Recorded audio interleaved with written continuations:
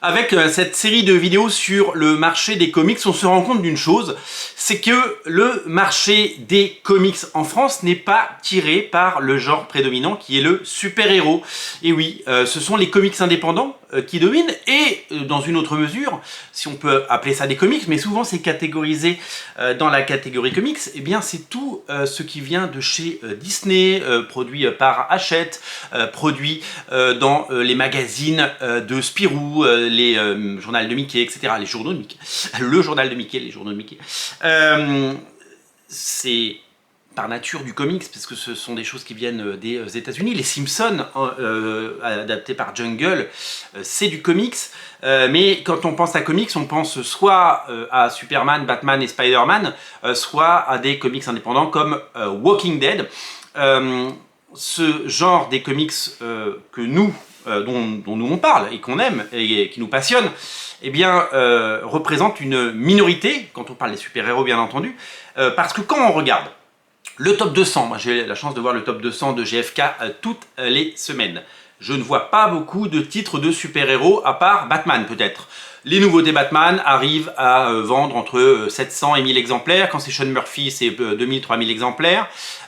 Donc Batman arrive à sortir du lot. Mais je vois très rarement de titres Spider-Man. Je vois évidemment quelques titres à bas prix, les collections à 6,99 de Panini qui de temps en temps arrivent à se glisser dans le top 200 des bandes dessinées en France. Mais on ne voit absolument jamais de super-héros. Il n'y a jamais de New Warrior, il n'y a jamais de Thunderbolt, il n'y a jamais de Daredevil, jamais de Superman, jamais de Wonder Woman.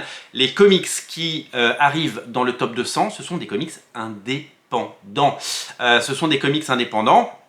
Que ce soit dans le top 200 en France ou quand on regarde simplement les ventes dont on a accès à quelques ventes, on se rend compte que les gros succès, eh bien, ce sont des comics qu'on appelle indépendants. Alors, c'est pas forcément édité en France par des indépendants, parce qu'Urban Comics, c'est pas un indépendant, mais Urban Comics publie de l'indépendant. Vous voyez ce que je veux dire? Delcourt, c'est pas un indépendant, mais ils ont publié Walking Dead. Donc, je vais vous donner quelques chiffres, parce que on a déjà parlé de ces chiffres, hein, je sors pas d'un chapeau. C'est les quelques rares, très gros chiffres auxquels on a accès. Les éditeurs communiquent dessus parce qu'ils sont magnifiques. Et donc du coup, on a la chance de les avoir. Walking Dead, 5 millions d'exemplaires, vous le savez, en France. Donc phénomène Walking Dead, même s'il est un peu derrière nous, vous savez qu'il y a des nouveautés Walking Dead qui arrivent avec Clementine qui arrive dans les prochaines semaines.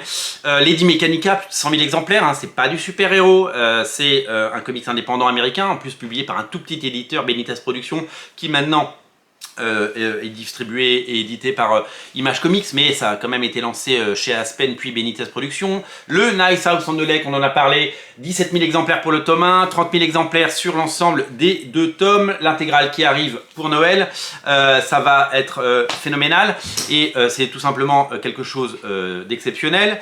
De la même façon, Kick-Ass, quand il est sorti au cinéma, eh bien Panini avait revendiqué 25 000 exemplaires pour le tome 1. Les Last Stars dans la même collection Urban, eh bien c'est tout simplement des très bons chiffres, hein. C'est plus de 10 000 exemplaires et ça va arriver chez Urban Limited. Si ça arrive chez Urban Limited, c'est qu'il y a évidemment un intérêt.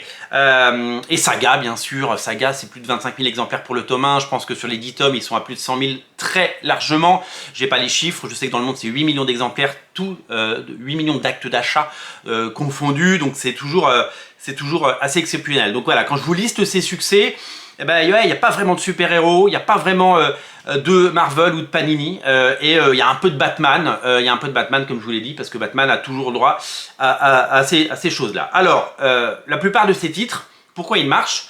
Eh bien, parce que c'est pas du super-héros, le super-héros a toujours été dénigré en France quand j'étais gamin, voilà, ça n'a jamais été un art noble, ça a toujours été... Vous savez, les gens qui lisaient de la BD, déjà ils étaient bizarres quand j'étais petit, hein, on n'aimait pas trop, parce que si on lisait de la BD, c'était pas vraiment des livres. Et puis alors si en plus on lisait des comics qui étaient... Et il y avait un sous-genre d'un sous-genre, quoi. C'est-à-dire que les comics c'était vraiment le truc qu'il fallait pas lire, parce que c'était le truc un peu pour les débiles. Aujourd'hui, quand on sort... on le voit, les succès sont des indépendants, et certains ressemblent à nos BD franco-belges, hein, ce qu'on appelle franco-belge, même si ça vient de tous les pays maintenant et que les auteurs viennent du monde entier et travaillent pour le marché français, européen, belge, luxembourgeois, suisse, etc. Marché souvent francophone. Eh bien, on a ces titres comme Nice House on the Lake, Layla Starr, qui ont fait un succès. Pourquoi? Parce que Urban Comics a créé le label Urban sans comics, parce que le mot comics, eh bien, c'est un peu un gros mot. Eh bien, ils ont réussi sur certains titres, pas tous, à faire des succès. Layla Starr et Nice House on the Lake. Mais je ne connais pas les chiffres de vente de Descender. Je ne sais pas si les titres de Jonathan Hickman comme Decorum ou East of West ont marché. Je ne sais pas si le titre de Remender, qui était super, a fonctionné. Je ne sais pas si les rééditions de Paper Girls eh bien, fonctionnent également. Je sais juste que c'est une formidable opportunité pour des BD qui peut-être n'auraient pas été lues si elles étaient sorties dans un autre format, le format Urban Indies par exemple, ou ce petit format qu'avait lancé aussi Urban Indies en petit format pour la première édition de Something is Killing the Children, par exemple. Alors, c'est une bonne idée, mais ce n'est pas la garantie d'un succès. Voilà, ce n'est pas, tous les titres urbains ne sont pas des phénomènes, ce serait trop beau, ça voudrait dire qu'il faudrait juste mettre les titres dans cette collection et hop, on vous les vend et ça fait Roy Michel. Tout comme quand il y a des milliers de BD qui sortent chaque année, eh bien toutes ne marchent pas, et bien dans la collection urbaine, il y en a qui marchent, il y en a qui marchent un peu moins. C'est le jeu et c'est malheureusement comme ça. Donc ce n'est pas forcément la structure, mais on se rend compte vraiment que pour marcher, un comics doit ressembler à une BD. Et ne doit pas être du super-héros. Donc là, on est sur des thèmes post-apocalyptiques, d'horreur, etc. C'est un titre absolument génial. Layla Starr, c'était une histoire absolument superbe. Ce sont des titres souvent bien écrits, bien dessinés. Et c'est des titres qui ne... voilà, il n'y a pas de Jim Lee, hein, il n'y a pas de Wild Sportaccio, il n'y a pas de Marc Silvestri. On est sur quelque chose qui parle beaucoup plus au lecteur de franco-belge qui va toutes les semaines ou 2 fois par mois acheter dans une librairie Canal BD eh bien, ces bandes dessinées, ou qui va dans une Fnac pour fnaquer et pour repartir avec quelques titres à la pause déjeuner. C'est un succès, ces quelques titres masquent ceux qui marchent un petit peu moins. Dans le récent papier de Comics Blog sur l'état du marché, la parole était donnée à 404 Comics qui disait que la moyenne d'un titre indépendant, c'est 800 exemplaires. À 800 exemplaires, c'est un bide.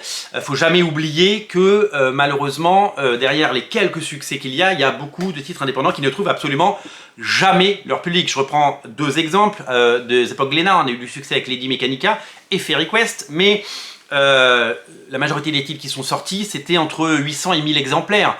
Les Fanboy versus Zombies, les Marine Man, les Anna Mercury, on a sorti une vingtaine de titres chez Glénat en 2011 et dans les années qui ont suivi. Même Out There, la réédition, on est à moins de 2000 exemplaires. Ce sont des chiffres très très compliqués parce que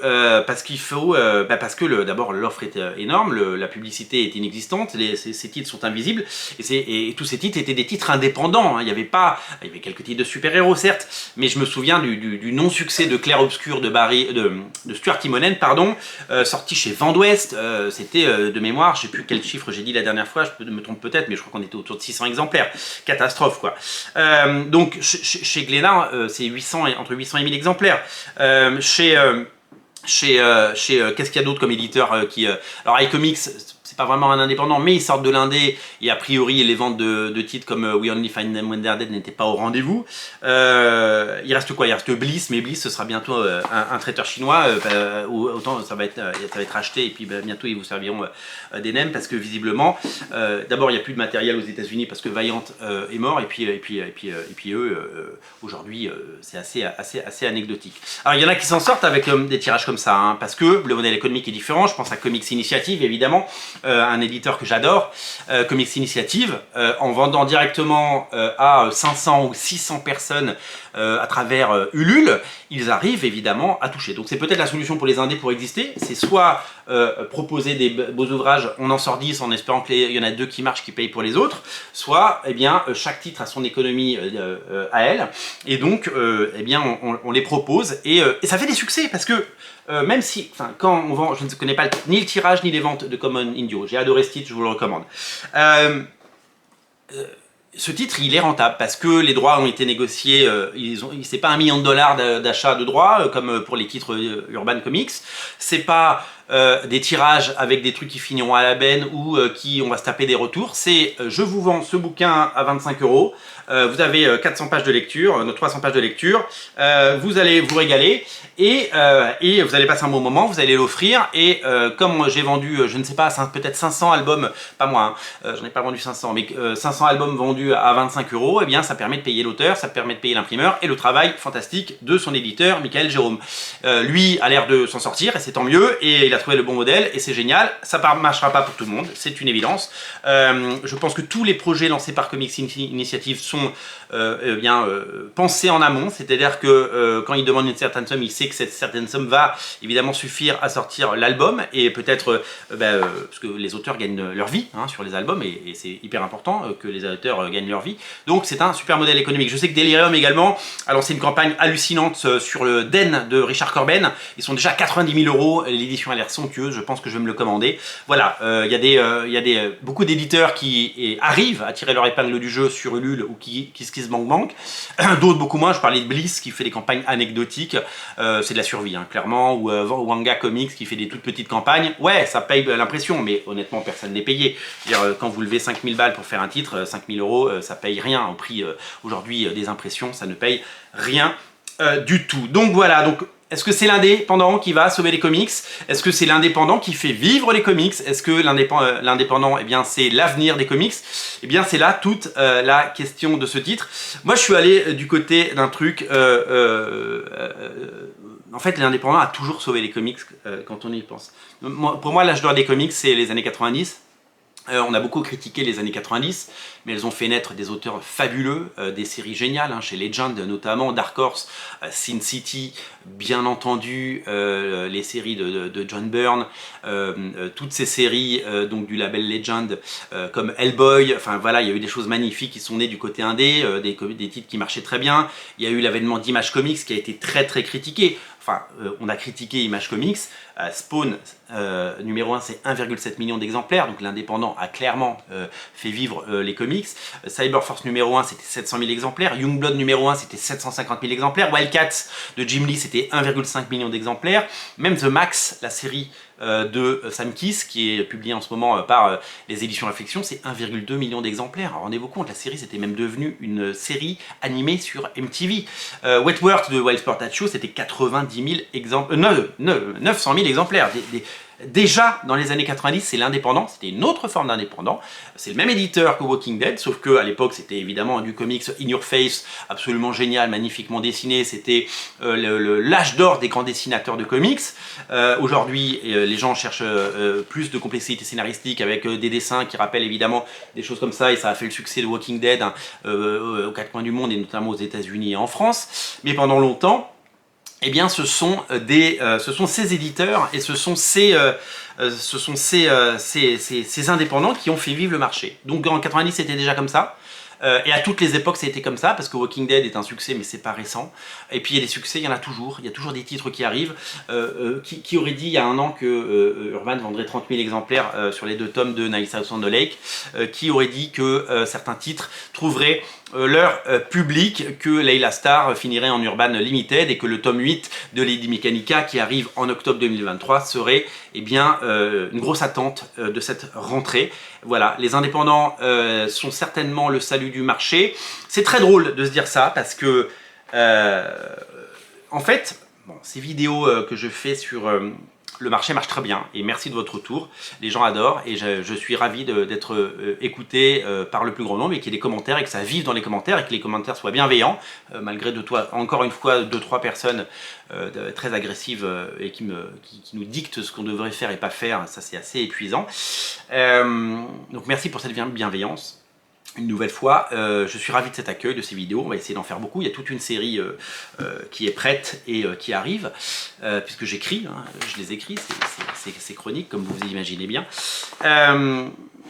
C'est très drôle parce que je fais des vidéos depuis plus de 10 ans sur cette chaîne. D'abord par simple passion, puis parce qu'il fallait évidemment nourrir Original Comics, faire en sorte et donner de la visibilité à cette petite boutique qu'on a bâtie de nos mains.